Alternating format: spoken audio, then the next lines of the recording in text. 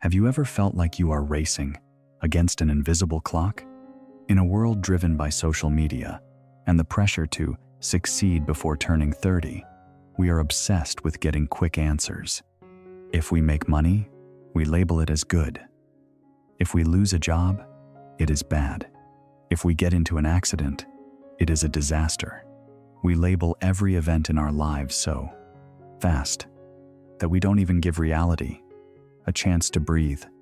We want everything to be black and white, just like an Instagram post with thousands of likes, either pure glory or total bitterness. But here is a harsh truth. We often cry over things we should smile about, and we celebrate things we should actually be careful of. Today, I want to tell you the story of Jake, a young man from Texas. Jake is just like us, ambitious, quick-tempered, and always feeling like he is being left behind. But he learned that life is not a straight finish line. It is a river that curves through rough rocks. And sometimes, the very rock that makes you trip is the thing that keeps you from being washed away. Let's step into Jake's journey to see how sometimes our biggest failure can be a quiet form of salvation we never saw coming.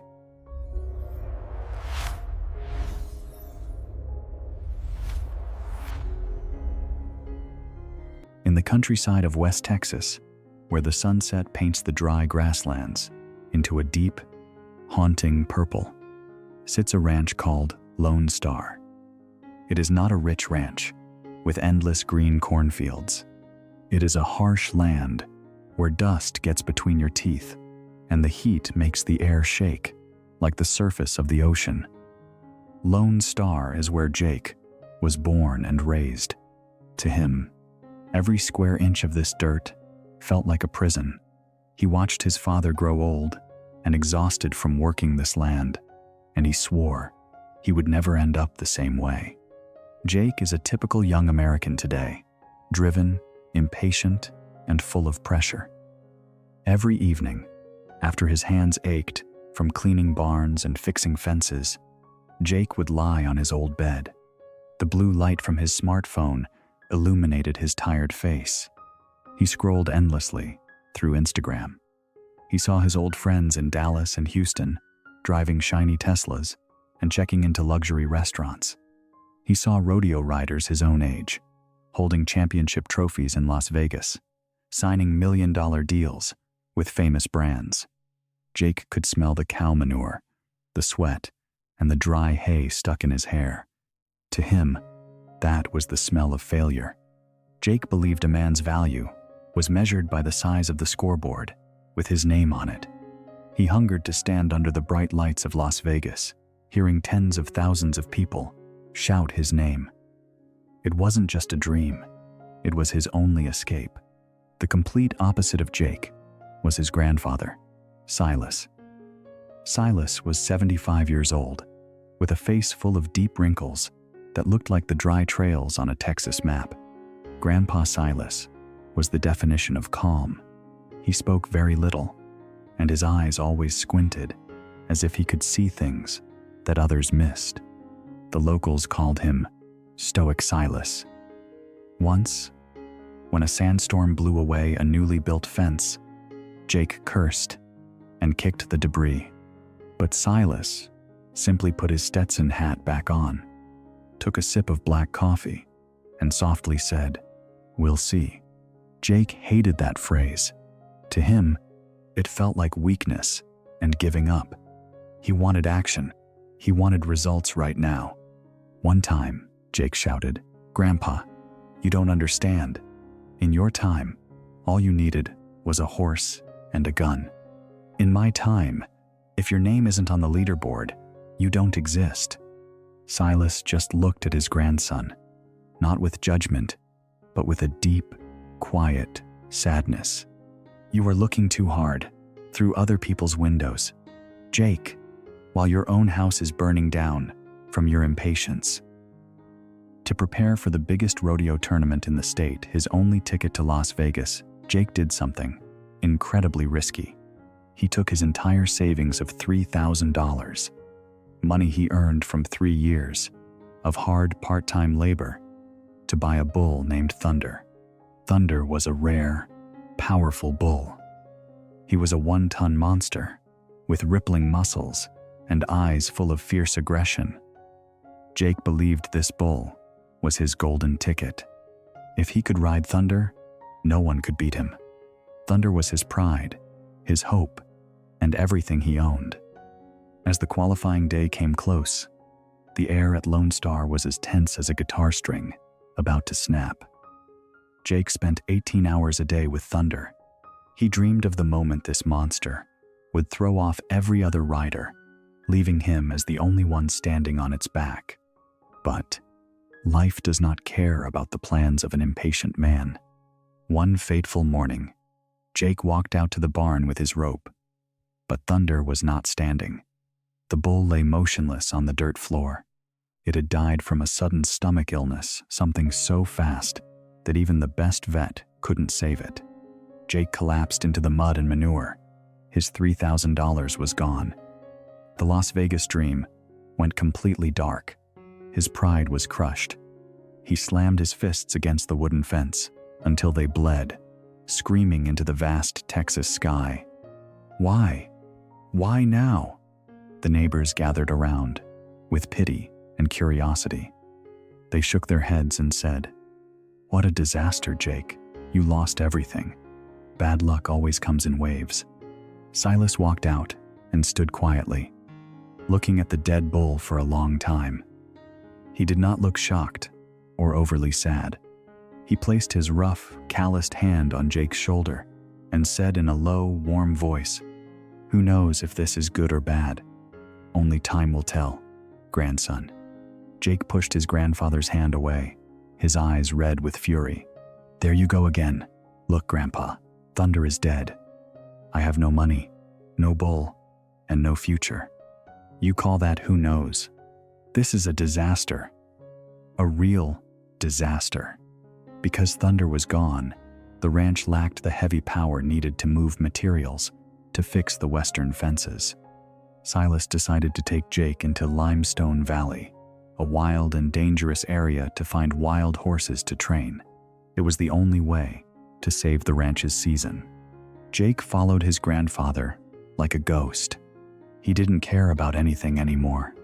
But on the 3rd day of their trip, a sudden dust storm hit them. Visibility dropped to less than 2 meters. The wind roared like a demon, and the dust filled their lungs, making every breath painful. Through the roaring wind, Jake heard a sound. It was a horse neighing, not a proud sound, but a desperate cry for help. Ignoring the danger, Jake followed the noise. He found a gray wild Mustang stuck deep in a mud sinkhole between the cliffs. The animal was completely exhausted, its eyes wide with the terror of approaching death. Suddenly, a true cowboy instinct woke up inside Jake. He forgot the pain of losing Thunder. He forgot his anger at the world. For 4 long hours, Jake fought with ropes, wooden logs, and his bare hands to pull the creature out of the mud. When the horse finally stood on solid ground, it didn't run away. It stood there, breathing heavily, and gently nudged its head against Jake's shoulder. For the first time in his life, Jake felt a deep, soulful connection with another living being. It was a connection built not on money or trophies, but on survival and compassion. When Jake led the rare Mustang back to the village, a crowd gathered again. This time, the mood was completely different. Even the jealous blacksmith from down the street shouted, "My God, Jake, this Mustang is worth 10 of your Thunderbolts combined. You are the luckiest guy in Texas. Heaven never shuts all the doors on you." The crowd cheered, celebrating Jake's sudden change of luck. But Silas just stood there, leaning against the porch post, squinting at the horse and then at his grandson, who was starting to look arrogant again. Silas said just one sentence that made the crowd go silent. "Don't celebrate too early. We don't know what this horse brings yet. Only time will tell." Jake ignored his grandfather. He began dreaming of a cross-country horse racing tournament. He thought he had beaten fate, but he didn't know that the next rock was already waiting to trip him. The excitement of owning the Mustang made Jake blind. He named the horse Silver and decided he would conquer the cross-country race to get back what he lost. One sunny afternoon, with heavy headhunting winds, Jake wanted to attempt a dangerous jump over a 2-meter stone wall behind the ranch. Silas warned him, "You are forcing him to do something he isn't ready for, Jake. You are racing against your ego, not with the horse." But Jake ignored him.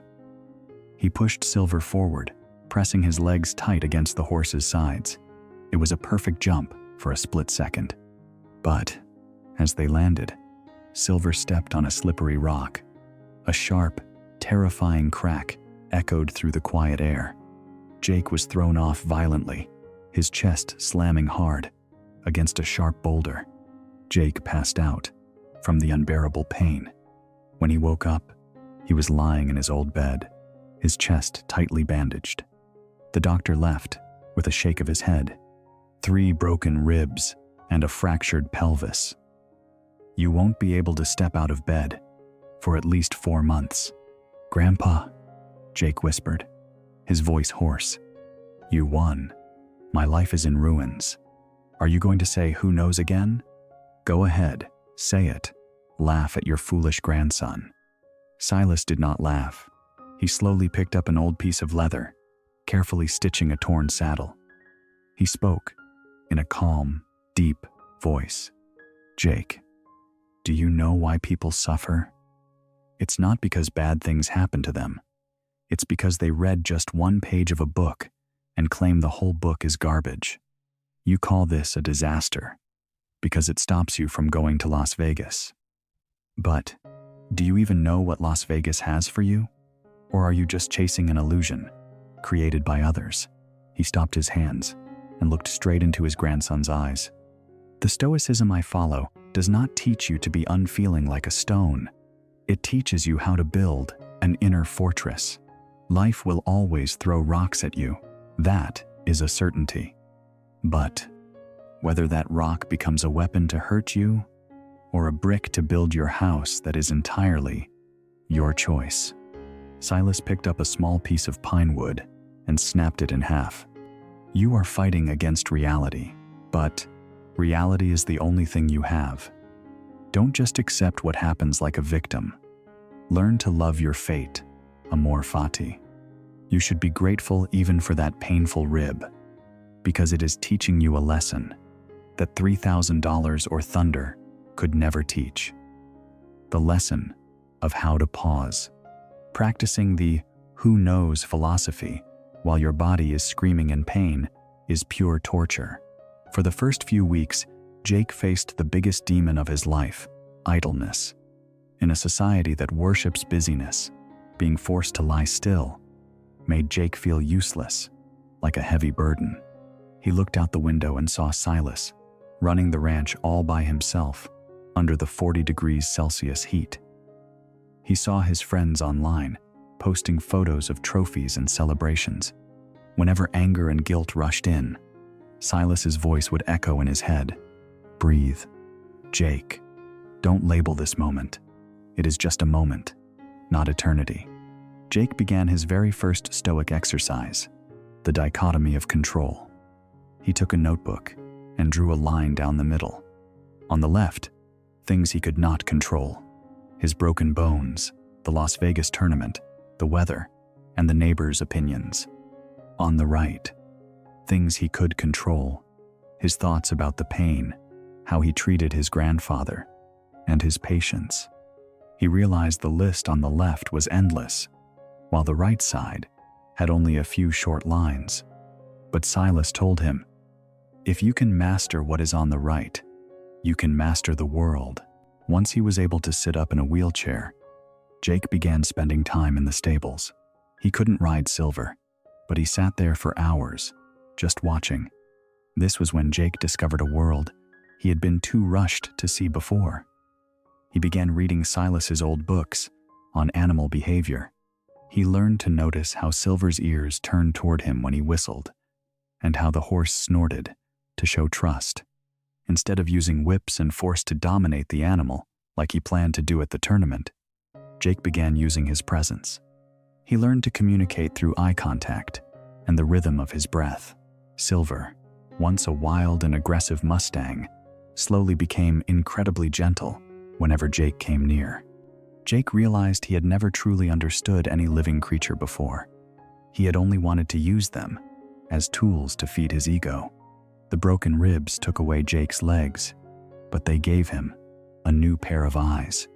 And then, the ultimate truth about fate arrived in the most shocking way. On the exact day Jake was supposed to stand on the Las Vegas arena, a phone call came to Lone Star Ranch.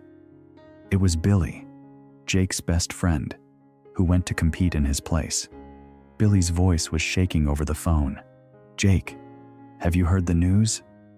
A wild bull went crazy during the third round. The safety fence collapsed. 3 of our friends, they have severe brain injuries. Miller, he didn't make it to the hospital. That was supposed to be your spot. Jake, it was supposed to be you." Jake hung up. Cold shiver ran down his spine. He looked down at the chest brace, still wrapped around his body. If Thunder hadn't died, he would have had the money to go. If he hadn't fallen off his horse and broken his bones, he would have been standing exactly in that tragic spot. The disaster of a broken bone that he had cursed so bitterly was actually a death sentence, lifted at the very last minute. Jake dragged his painful legs out to the porch. Silas was standing there, looking out at the distant mountains. Jake didn't say a word. He just quietly stood next to his grandfather. For the first time, he finally understood Silas's long sigh when Thunder died. "Grandpa," Jake said, his voice choking up, "did you know this would happen?" Silas smiled, a smile as warm as the Texas evening sun. "I knew nothing, Jake. I just chose not to judge a picture before it was fully painted. Life is a strange architect. Sometimes it tears down a wall just to open up a better view for you." 4 months after the accident, the cracks in Jake's ribs had healed, but the cracks in his soul were filled with a new kind of strength. Jake was no longer the angry boy who constantly looked at his phone screen for validation. He started a new project at Lone Star Ranch. Instead of training horses for competition trophies, Jake used a method of gentle connection called horse whispering. He turned the ranch into a healing sanctuary for abused or abandoned horses. Jake realized that pain is a language, because he had once lain motionless, and because he had felt total despair. He could understand the terror in the eyes of a wild horse trapped in a corner. He used no whips, no violence. He just stood there, calm and patient. The neighbors began to notice the change. They saw a peaceful Jake walking with a slight limp, but his eyes shone with absolute inner confidence. One afternoon, the jealous blacksmith walked by and saw Jake petting a fierce horse. The old man asked, "Hey Jake, do you regret losing your chance in Las Vegas?" Jake smiled a peaceful smile. "I would have regretted it if I were the same Jake from last year. But now I realize, if I won that tournament, I would only have a trophy. Right now, I have a whole life." Jake sat with Silas under the old oak tree where it all began. He asked his grandfather, "How did you keep that calm for so many years? How did you avoid getting swept up by the highs and lows of life?" Silas picked up a handful of Texas dirt, letting it slide through his fingers. "Jake, look at a woven tapestry. If you look too closely, you only see messy threads, ugly knots, and chaotic colors. You would call it a ruined cloth. But if you take 10 steps back, you will see it is a beautiful portrait." Life is exactly the same. Every disaster, every pain, is just a single black thread. Without that black thread, the portrait would have no depth. He placed his hand on Jake's shoulder. The biggest lesson is not about escaping death. It is about freedom. When you stop saying, "Why is this happening to me?" and start saying, "This is happening for me," you become the master of your fate. Never celebrate too fast, and never mourn too early. Because the final chapter of your life has not been written yet. Jake's story is not a distant myth.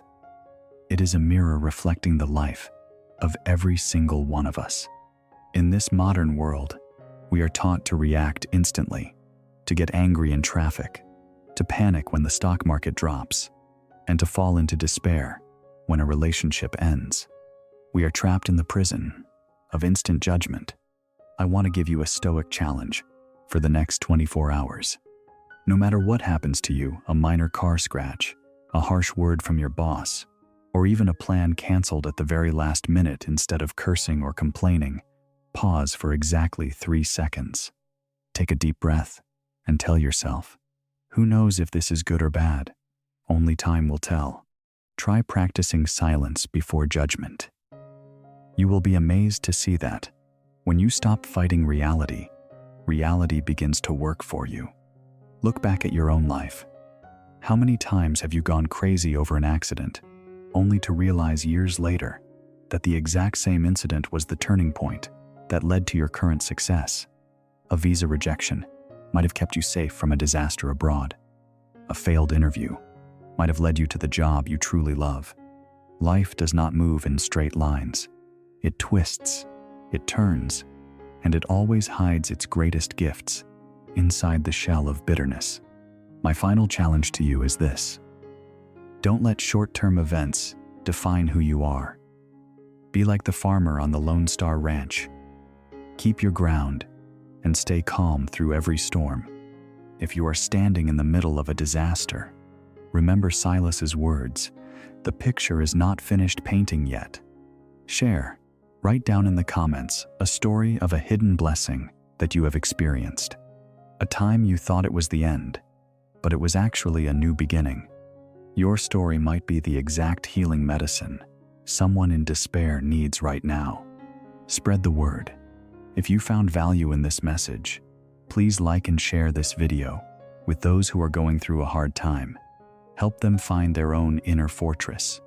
Join the journey. Hit subscribe so you don't miss our upcoming journeys of mindfulness and deep life philosophies. Thank you for listening to the journey of Jake and Silas. Keep walking with gratitude and patience, because in the end, everything happens exactly when it needs to happen. Be patient, be grateful, and keep the faith.